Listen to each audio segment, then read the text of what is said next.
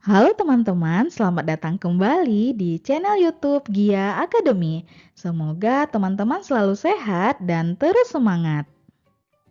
Pernahkah teman-teman berkunjung ke lubang Jepang yang ada di Bukit Tinggi, Sumatera Barat? Lubang Jepang tersebut merupakan wisata sejarah peninggalan Jepang yang menjajah negara kita selama lebih kurang 3,5 tahun. Dalam periode waktu tersebut, kira-kira apa saja ya yang terjadi selama masa pendudukan Jepang? Agar pertanyaan ini terjawab, ikuti video ini sampai selesai ya.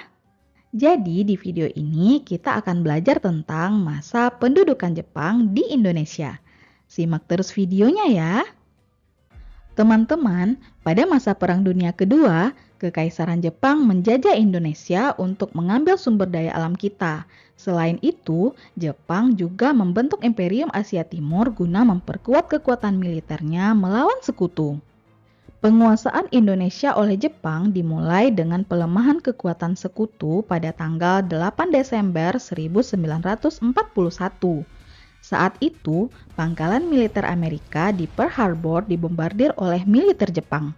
Kemudian militer Jepang untuk pertama kalinya mendarat di Indonesia pada tanggal 11 Januari 1942 di Tarakan, Kalimantan Timur.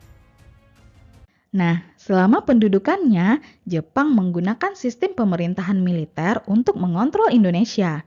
Jepang membagi Indonesia menjadi 3 wilayah pemerintahan, yaitu 1. Pemerintahan militer Angkatan Darat untuk Sumatera dengan Bukit Tinggi sebagai pusatnya. 2. Pemerintahan militer Angkatan Darat untuk Pulau Jawa dan Madura yang berpusat di Jakarta. 3. Pemerintahan militer Angkatan Laut untuk Sulawesi, Kalimantan, dan Maluku dengan Makassar sebagai pusatnya. Selain itu, Jepang juga melakukan propaganda untuk menarik hati rakyat Indonesia.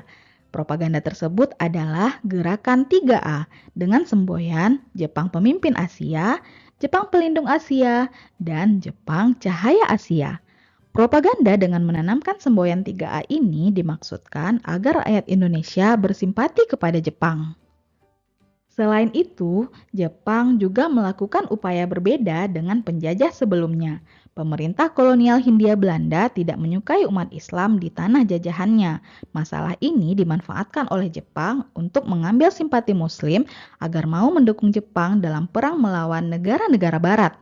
Oleh karena itu, Organisasi Majelis Islam A'la Indonesia atau MIAI diperbolehkan berkembang, sedangkan organisasi lain dilarang dan dibubarkan. Kedepannya, organisasi ini berubah menjadi Masyumi. Untuk menarik simpati kaum nasionalis dan intelektual, Jepang membentuk organisasi Putera, Pusat Tenaga Rakyat.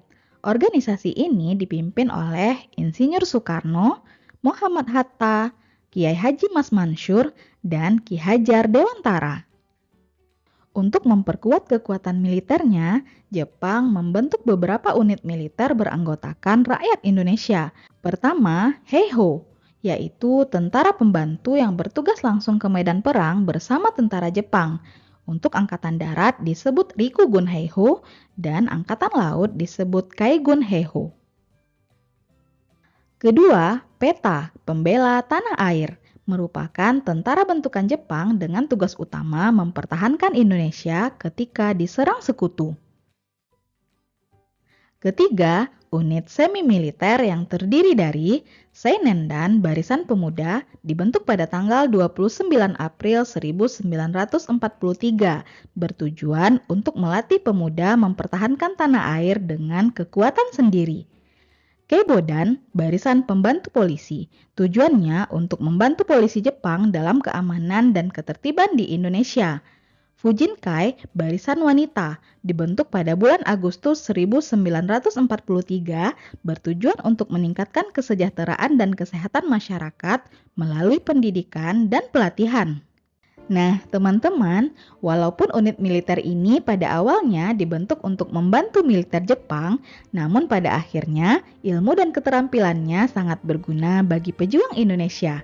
Dari pelatihan dasar kemiliteran tersebut, pemuda Indonesia memperoleh pengetahuan baris berbaris, menggunakan senjata, siasat perang, dan sebagainya. Selain pembentukan organisasi sosial dan militer, Jepang juga melakukan eksploitasi sumber daya alam dan manusia untuk memenuhi kebutuhan militernya. Untuk eksploitasi manusia, Jepang melakukan rekrutmen anggota Romusa. Romusa adalah pekerjaan paksa yang dibekali langsung oleh militer Jepang untuk mencari bantuan tenaga yang lebih besar dalam membantu perang dan aktivitas penjajahan Jepang. Pekerjaan berat yang dilakukan oleh Romusa adalah membangun kubu-kubu pertahanan, terowongan bawah tanah, jalan, jembatan, lapangan terbang, dan bangunan militer di garis depan. Para Romusa bekerja tidak mengenal waktu, sehingga begitu banyak di antara mereka yang tumbang karena kelaparan, dan beberapa lainnya tewas dibunuh.